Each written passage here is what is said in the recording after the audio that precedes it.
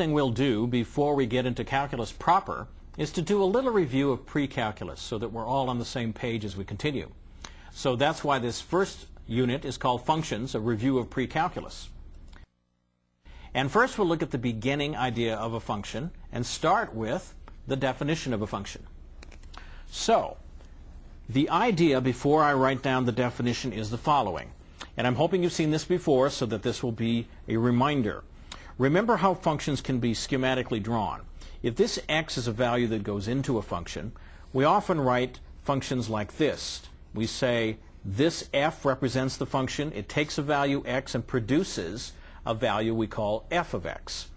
This f of x is referred to as the image of x under f, and sometimes the x is referred to as the argument that results in this image. There are other visualizations we can use, and I'll put a few of them here. You can think of x going into a function machine, and the function machine might look something like this. It's got an input and an output. It's called f and produces the value f of x. So you can think of a function as a machine that takes in a value and produces a value. That's fine too. You can also use the words input and output, where function here in the middle might be, if you like, a computer program, and it produces an output. Finally, we often say x goes into the function f and produces a letter y. If we don't want to remind ourselves that this came from the function f, we sometimes use the letter y. In that case, we'll say that x is the independent variable. That's the variable that is unaffected yet by the function. It's the one that starts the process. And then y, which is the result of the function acting on x, we call the dependent variable, because it depends on what x is. And that seems to make good sense. So, with that in mind as a reminder of the idea, let us go ahead and write down the proper definition of a function and use that from here on. So a function, f, is a rule of some kind that has to satisfy a certain property. Is a rule that associates with each input, using that notation, with each input, a unique, and by unique, of course, we mean exactly one. So we associate with each input a unique or exactly one output. This is the crucial definition of a function, input to output. Each input gives you exactly one output. Now, if the input is written, as it often is, if it is written, say, x, then the output is written, as you saw on the other page, as f of x. And we write it this way so that we remember that it's f acting upon x. This is not a multiplication, of course, and let me write that down so we're clear on this. This is not a multiplication. This is not a multiplication of f times x. This is rather the function f acting upon x, and this symbol representing what comes out of that process, the output. Another way to say that is, so, the function itself is represented perhaps by something like this. F of, and a box goes here, and this is where the input goes. The input goes into here. So f of this empty box is a way of representing the function also. Now, functions can be given to you in several different ways. A function can be represented, and represented can mean described or visualized in several different forms. And here are some of them that you'll see often in practice. One is, it can be represented as a table of values. Secondly, it can be represented as a graph, and we'll talk more about this a little later. It can also be represented as a formula, an algebraic formula, which is a very familiar way for many students to remember functions. But it's not the only one, as you can see here. Also, it can be represented in words. We can describe what the function does without using any symbols. These are all equally legitimate ways of representing a function. Although formulas is what you see most often, please be aware that the other ways are legitimate and will be used in different circumstances. In each case, just to reiterate, in each case a function must be absolutely predictable. Absolutely predictable. And what I mean by that is just another way of saying the definition. An input, say x, always has exactly the same, or how about this, exactly one and the same output, f of x. It doesn't matter when you do it, the function will always produce the same output for this given input x. It will never change. That is the key idea to what makes a function different from other sorts of relations. Finally, let me say a word about notation here, just to see it in operation. A function might be given, for example here, as this polynomial 3x squared minus 4x plus 2. This is an example of a function given by a formula. We might also write y equals 3x squared minus 4x plus 2. Using y instead of f of x is not quite as informative, doesn't tell us what the name of the function is, but very often we use this when we want to graph functions, which we'll talk about later. When we want to evaluate a function at a point, say evaluating f at minus 1, this is the notation we use for that. We put the minus 1 in where the x was. And then that means everywhere there is an x, we substitute minus 1. So this becomes 3 times minus 1 squared, minus 4 times minus 1 plus 2. Now all of that will add up to 9. What we then have is this input, which is minus 1, leading to this output, which is 9, by the action of the function. And sometimes we put these two together in the form of an ordered pair, and that will lead us directly into our next topic, which is the graphs of functions. Now that we've looked at the notion of a function, let's look at how to visualize a function in the form of what you know as graphs. Let me first begin by giving you some examples here of a number of graphs of functions that you may be familiar with. Here's the function y equals x squared.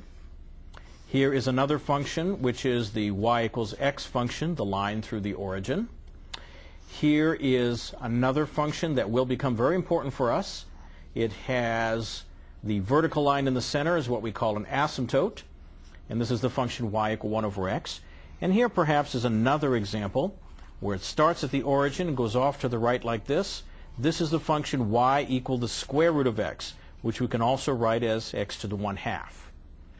These are each examples of the graphs of functions, the way we visualize functions most commonly, and they're very, very handy.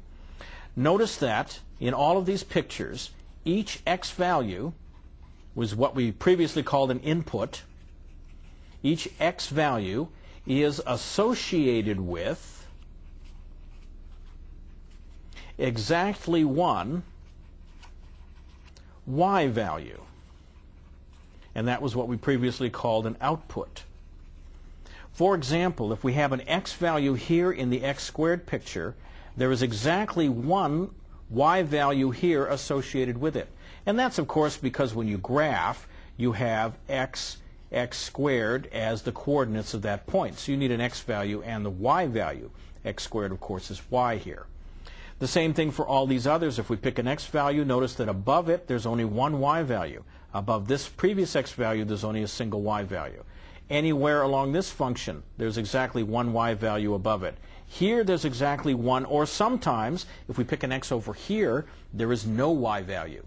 This is a feature of all functions and leads to a graphical test for whether or not a picture is the graph of a function. This is called the vertical line test, and it's a test for the graph of a function to see whether a curve in the plane is in fact the graph of a function. So this is the vertical line test for the graph of a function. And it is an if and only if statement. Goes like this. a curve in the xy plane is the graph of a function of some function, say we'll call it f, that is true if and only if, we use a double arrow here, I'll come back and mark that in a second, if and only if no vertical line intersects, no vertical line, that is, intersects the curve more than once. So that means a vertical line could intersect a curve either not at all, which is 0 times, or once, but not more than once. And that's the key to the pictures we saw on the previous page. Here are some examples of curves in the plane that are very familiar, but which are not the graphs of functions. This is a circle, unit circle, say, centered at the origin. This is not the graph of a function. Why? Because vertical lines in many places cross the curve. In this case, crosses the curve twice. So that's not allowed. A vertical line must only intersect the curve once. So these are not the graphs of functions. And let me give you a second one. If you just take something like this, you have something that is a perfectly good curve in the plane and may be useful at some later date, but does not represent a function as we have defined it. Now, let us look at some examples of functions that are going to be useful to us. First of all, we have a handy function. This is called the absolute value function. And we will be using this many times for many purposes. The function is defined this way. F of x, we'll call it, which is the absolute value function. There's the absolute value notation. And we will define this in 3 parts. It is equal to x itself if x is a positive number, x is greater than 0. It is equal to 0 if x is equal to 0. And it is equal to minus x if x is less than 0. That is to say, when x is negative.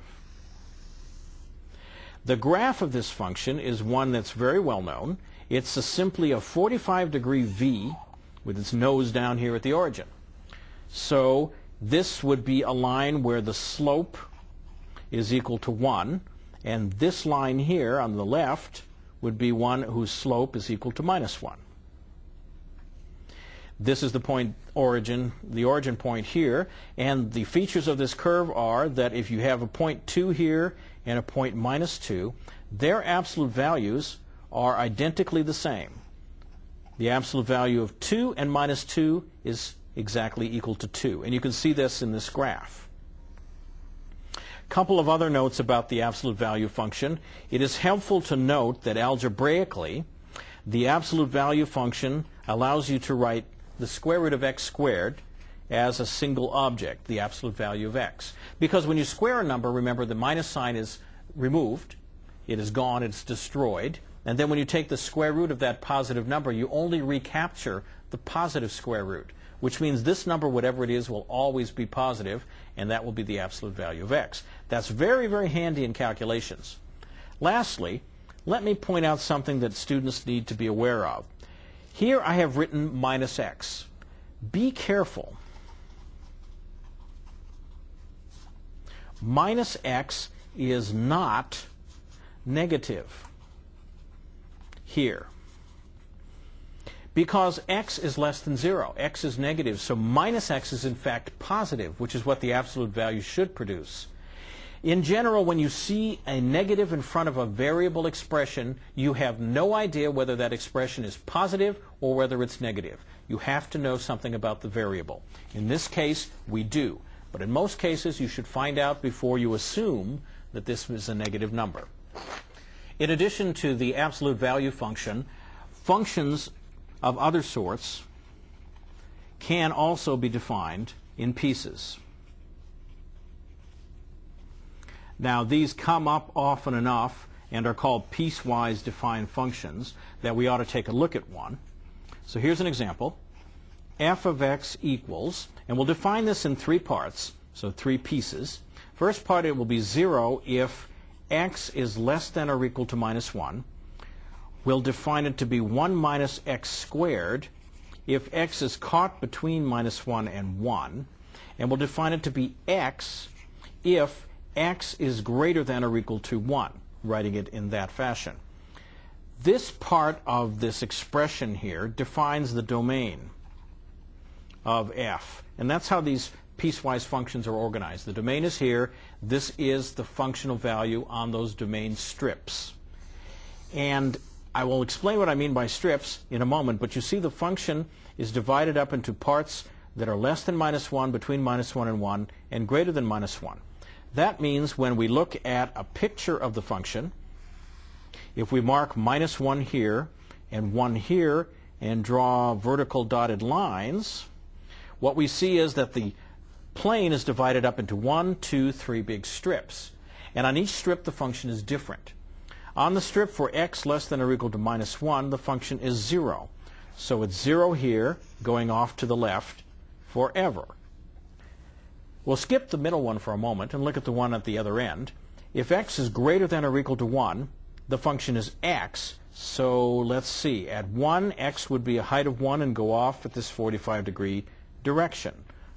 Now, what about the part in the middle? Well, to remind you of something, let's look at what this is derived from. Recall that this is from the unit circle. And here's how. The original unit circle is x squared plus y squared equal 1. That's the equation of the full unit circle. If we solve this for y, you'll find that you get y is equal to plus or minus the square root of 1 minus x squared. The plus or minus indicate either the upper semicircle or the lower semicircle. So by choosing the plus version, which is what we have up here, we have the upper semicircle.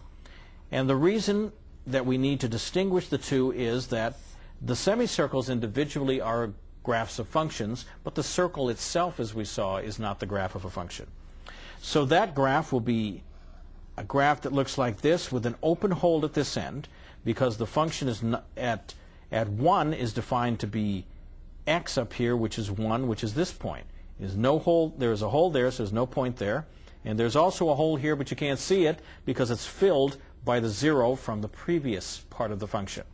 Now this function is fully defined, and what we have here are, as I said, 3 vertical strips. And that's the way to think about drawing piecewise defined functions. Next, we'll look at what are called the domain and range of functions. Remember the image I had of a function before, that x goes to f of x via the function f. If you look at the set of all possible x's, so we write that out as the set of all allowable, and that will be determined by the function, the set of all allowable inputs, and you put them all together, that is called the domain of f. So all the numbers that can be allowed into the function is called the domain of the function. And likewise, the set of all these f of x's, the set of all resulting outputs, that is to say outputs that result from these allowable inputs, the set of all resulting outputs is what we call the range of, and this is the domain of f, this is the range of f. There we go. Now most of the time we will be concentrating on the domain because that determines what values the function is allowed to operate on, and the range is just what comes out. We sometimes will look at the range, but the domain will be more important for us. And very often we will not even mention the domain of a function, so we need to address that issue. If no domain is mentioned, which often happens, we will make the following assumption. We will always assume the largest possible domain. That's what we always do so that we don't have to keep writing down domains for every function. We'll always assume the largest possible domain called the natural domain of the function f. So the natural domain of a function is simply the largest possible set of allowable values that the function will act upon. Let's look at some examples. Find in all of these the natural domain. Now this is a good exercise and something you want to keep in mind as you work with functions. Don't start thinking of functions, especially when they're given as formulas, as just algebraic expressions to be manipulated. Remember, there's a domain involved and you have to be clear on what that is. F of x equals x cubed. In this case, the domain of f, and here I'll abbreviate domain of f by writing DOM, nice convenient abbreviation. The domain of f is all real numbers. And sometimes that's written with a boldface R, because any number can be cubed. There's no restriction whatsoever here. If we look, however, at this function, f of x equals, say, 1 over x minus 1 times x minus 3, in this case, the domain of this function is all real numbers except two numbers, except 1 and 3. And the reason is, if you put in 1 or 3 here, you'd get division by 0. So those numbers have to be left out. They are not allowable in this function. Therefore, the domain of this function can be written as the union of these intervals from minus infinity to 1 open, union 1 to 3 open, and then union 3 to infinity open. That's the way we would illustrate this with the symbols of intervals. If you wanted to illustrate this with a number line, you could. You might have a picture that looks something like this. Here's 1, here's 3. They are open holes, so they're not included, but everything else on the real number line is included. Finally, for examples, let's take this one a little bit more complicated looking. X squared minus 5x plus 6 under the square root symbol. Now you may already notice that that can be factored, so I'm going to go ahead and do that. X minus 3 times x minus 2. And let's examine the domain of this function. Now here in the previous one, what could go wrong? What could go wrong is division by 0. In the square root situation, what could go wrong is if there were a negative number under the square root. The square root of a negative number would lead us to a complex number, which we won't be examining in calculus. So this has to be non-negative underneath the square root symbol. So domain of f will be all real numbers, except for some that we'll eliminate here. All real numbers where the underneath part, which is originally x squared minus 5x plus 6, wherever that is greater than or equal to 0. Now what you should do here, and this is a good algebraic exercise, is verify this calculation, which leads to the domain being minus infinity to 2 including 2, union 3 including 3 to infinity. And you can draw a number line picture, but it's going to be everything here from 2 to the left and everything here from 3 to the right, if you like. So verify this calculation for practice, but these are examples of domains, natural domains for very familiar functions. So let's summarize the usual reasons to restrict a domain. These are things you want to keep in mind. The usual reasons to restrict a domain. The first one we've already seen is avoid division by 0. That is not allowed, so we must make sure that that can't happen. We also want to avoid, a little more generally, even roots of negative numbers. Now our example was only the square root, but any even root would have the same difficulty. Finally, here is another reason to restrict a domain. We might be working in an applied problem in which there are restrictions, physical restrictions, that the problem imposes. So we might need to meet the conditions of an applied problem.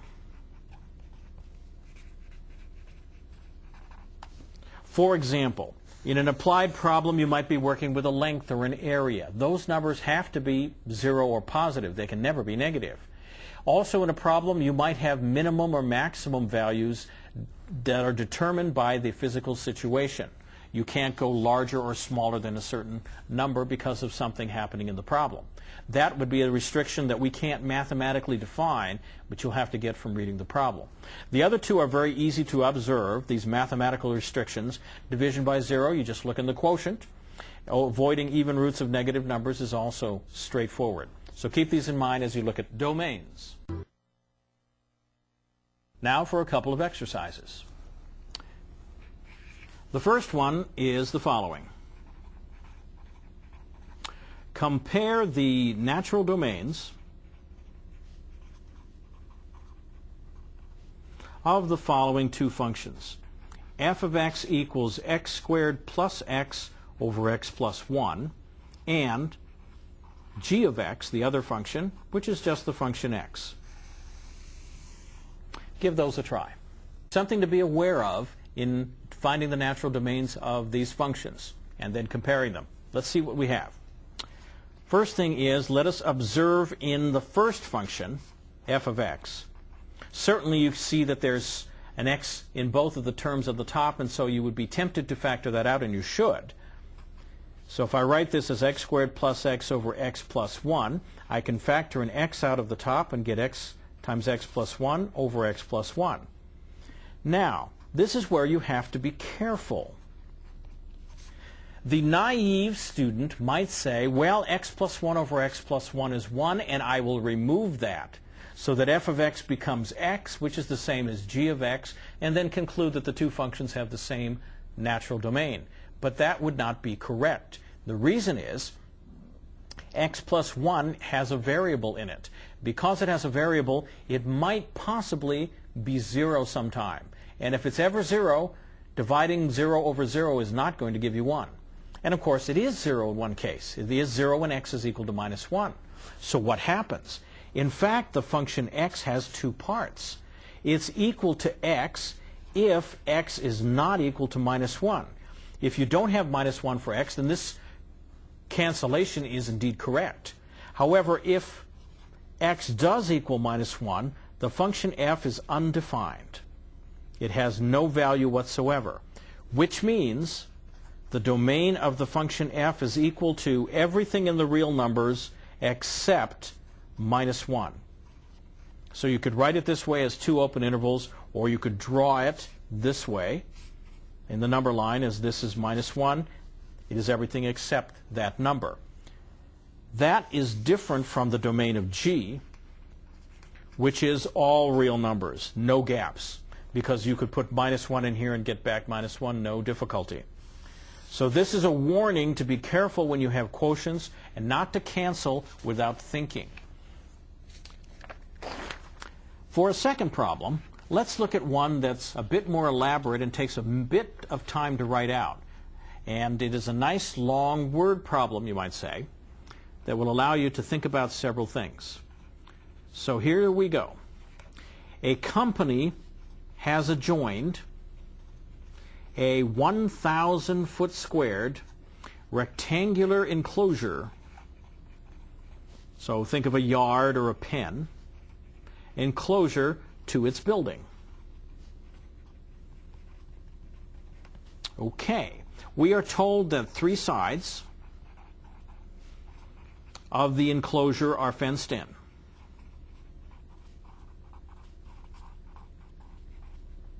All right. Then there is the side of the building that butts up against this enclosure. So the side of the building, say, adjacent to the enclosure, this pen that we are creating, is 100 feet long. And the enclosure may not be 100 feet long itself, so we'll write down that a portion of this side of the building is used as the fourth side of the enclosure. Okay. Let x and y be the dimensions of the enclosure. And since there are two possibilities, let's just set this where X is parallel to the building. And finally, let's let the letter L, capital L, be the length of the fencing we need, of the fencing required. Now, I haven't even gotten to the question yet. This is just writing down the situation. A company has adjoined a 1,000-foot squared rectangular enclosure to its building. 3 sides of the enclosure are fenced in. The side of the building adjacent to the enclosure is 100 feet long, and a portion of this side is used as the 4th side of the enclosure. Let's call the dimensions of the enclosure X and Y, where X is measured parallel to the building. Let L be the length of the fencing required. Now here are your questions. Question A, find a formula for L in terms of X and Y. Second question, B, find a formula for L in terms of X only, not X and Y, just X. Final question, what is the domain of the function that you write down in part B? So there are your 3 questions. It's time for you to do a little work on this problem. Here are the 3 questions you were asked to answer. Find a formula for L in terms of X and Y. Find a formula for L in terms of X. And then what is the domain of the function in part B, which will depend on the circumstances of this problem. So let's take a look at what kind of an answer we can come up with. Well, the first thing you should do is draw a picture. Now, I know that the side of the building is 100 feet long. So I'll write this down this way, 100 feet, and I'll write side of building. I don't know anything else about the building, so I probably shouldn't draw anything else. Then I know I have this rectangular enclosure here of some kind butting up against the building. So here's the enclosure. I'm told to label the part that is parallel to the building by X, and then the other part by Y. And notice that both pieces here are the same length, so I'll mark Y on both sides. I also have this piece of information that the area of the enclosure is 1,000 feet squared. Okay, well, let's see if we can answer our questions. L is the length of the fencing around this enclosure, and we want to write this in terms of X and Y. Well, we just need to look here. We see we have X and 2 Y's, so X plus 2Y does the trick.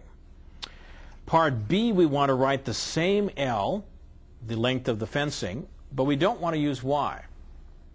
So we'll have X plus 2, and now I need to find some other expression for Y, which means I need to go back here and say, is there some information here that would allow me to write X and Y in terms of one another? Well, here's a piece of information we haven't used yet. The fact that the area is 1,000 foot squared. Now, the area of a rectangle is defined to be the product of the 2 sides, which would be XY in this case.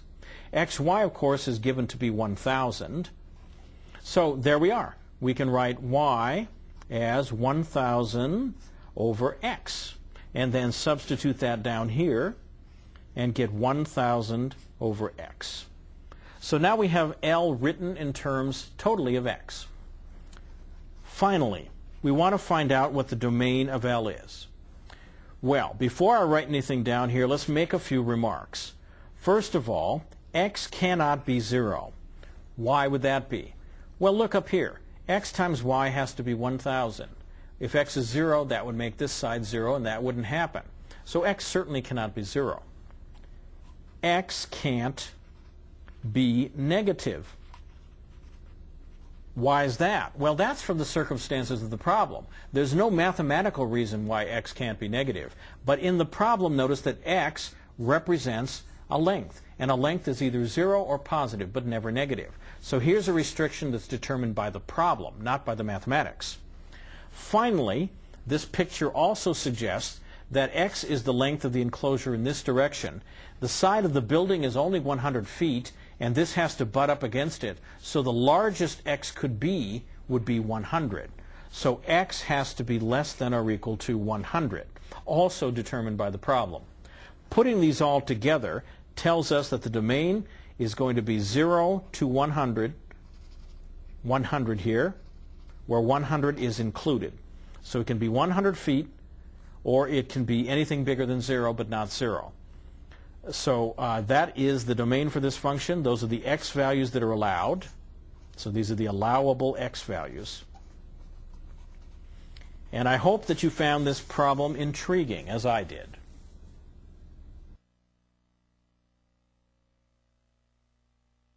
Viewing windows, which is most appropriate for graphing calculators, but does have bearing on computer software also.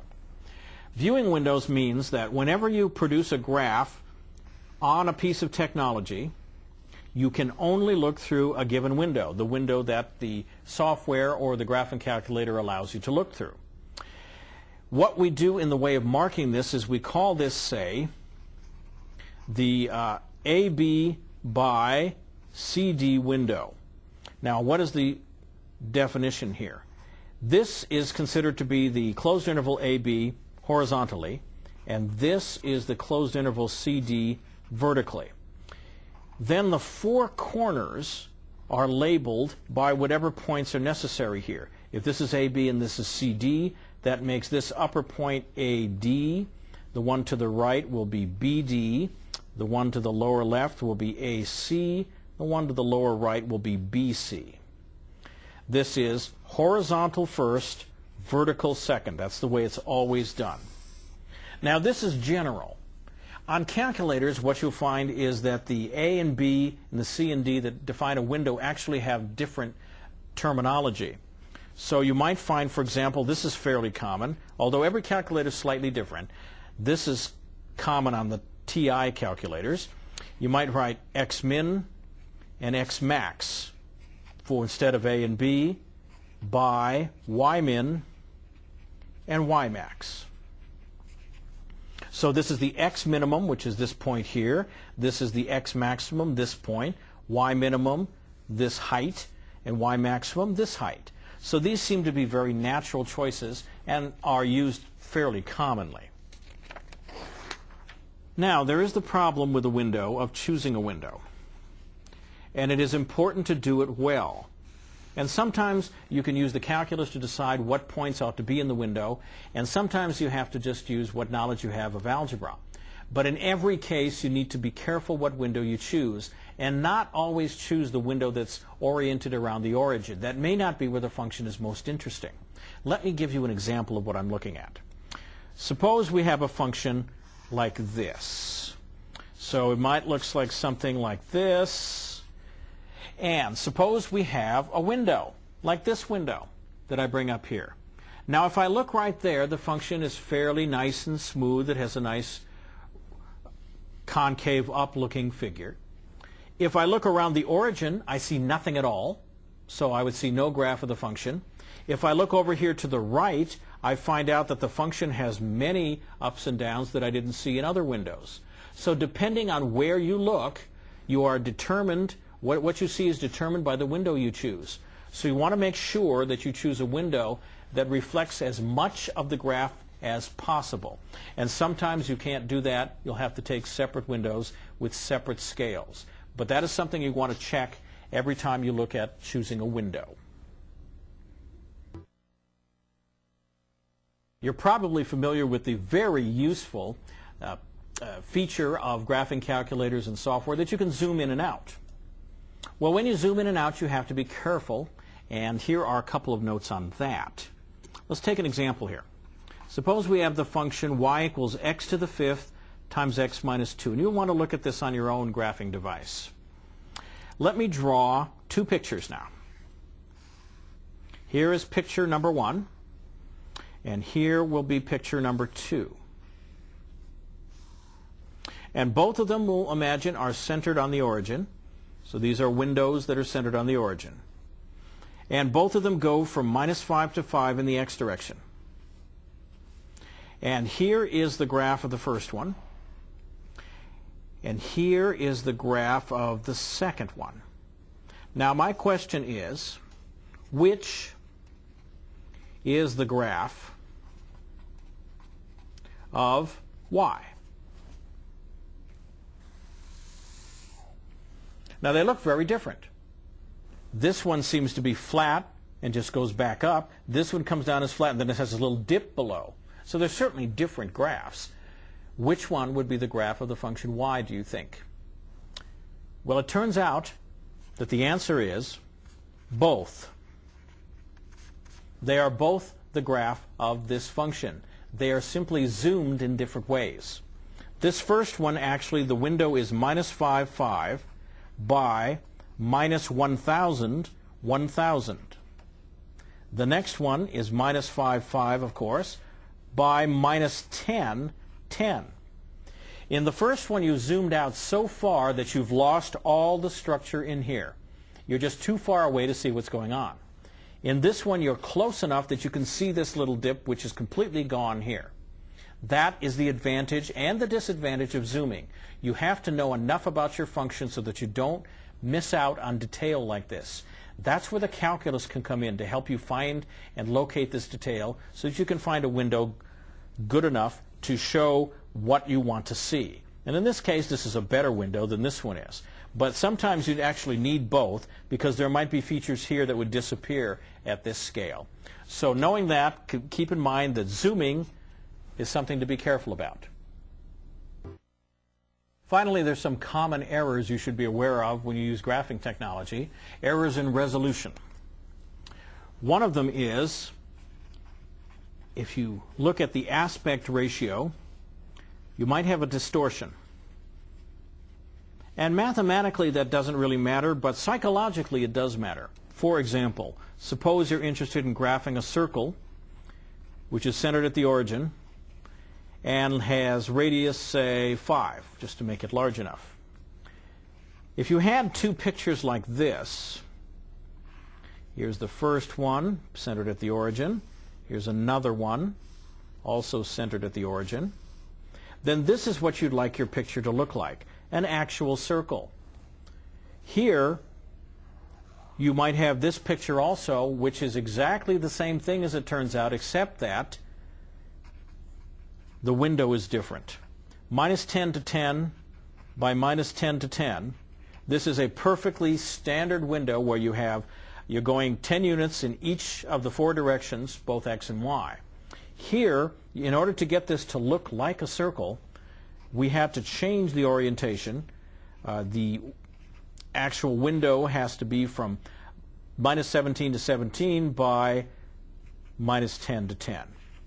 So the x distance had to be spread out a little bit in order to make this look like a circle. That's going to depend on your own calculator or the software that you're using. So sometimes, although you'll have mathematically the correct curve, it may not look like the curve you're used to because the scaling will not have the right appearance.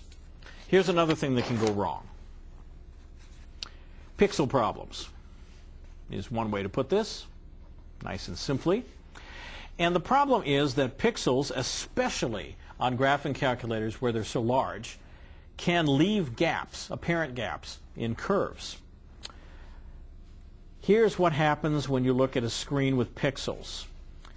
If you look very closely, and computer software screens, of course, is very hard to see this, but on graphing calculator screens, you can see that pixels are these little dots that make up the screen, and that's the smallest resolution that you can get. So what kind of problems happen there? Well, this is a fairly crude resolution. One problem can happen in an example like this. If we have our pixels again here, and we're trying to graph a function that has a very, very steep slant, then here's what will happen. You might get a pixel here, and one here. Now there are gaps there. There are no gaps in the actual curve you're graphing, but there are gaps in this picture. Why? Because this is also determined by the definition of a function. By the vertical line test,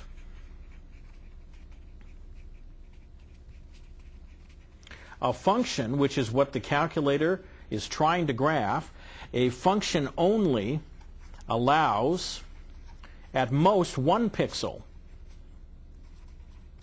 which represents 1 point in the image, 1 pixel in each vertical column.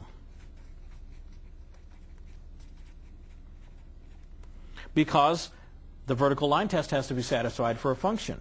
So if you're being slanted like this and your pixels are of these fixed sizes, what happens is in this column there's only 1 point, in this column there's only 1 point, represented by a pixel, and in this column there's only 1 point, but visually it looks like there are gaps.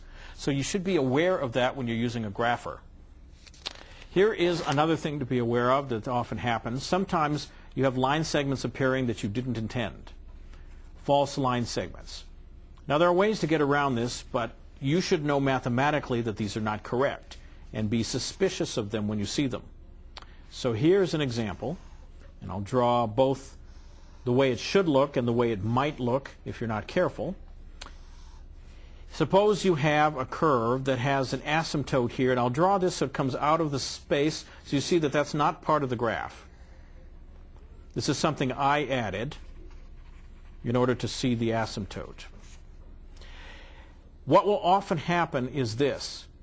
The grapher will not draw this correctly like this, but will add a line in here because it's trying to connect the left and the right parts, which it shouldn't do.